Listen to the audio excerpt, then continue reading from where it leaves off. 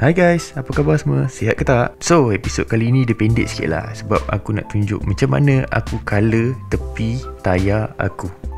Okay, aku colour tepi tayar aku ni pakai marker. Okay, ni marker merah and marker putih. Marker ni dia paint marker aku beli dekat Daiso RM RM5 kot, RM5, RM5.5. Okay, sebelum apa-apa kita shake dia dulu. Sebelum tu korang kena tekan dulu. So paint marker ni dia boleh tekan tau. Kau tengok aku tekan ni. Ni function tekan ni untuk keluarkan colour dia. Sebab apa? Sebab kalau awal-awal dia dah keluar dulu, dia akan keras kat situ tau. Macam ni je lah aku colour. Colour macam biasa, tapi aku colour dekat atas tulisan tayar tu. So untuk tayar Corsa R93 ni, aku colour tulisan Corsa ni colour putih.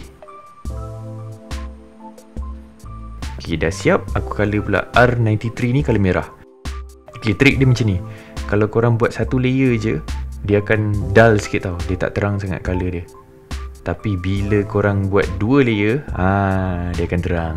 Dia tricky sikit lah nak colour ni. Dia ambil masa sikit lah. Tapi dengan berkat kesabaran dan usaha, akan siap lah.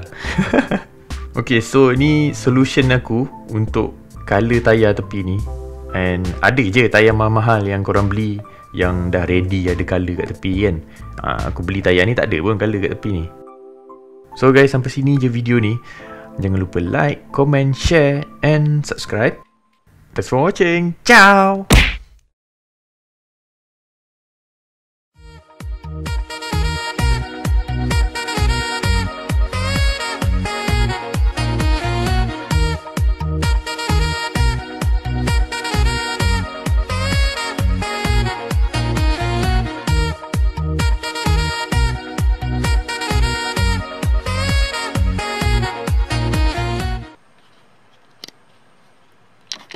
Allah.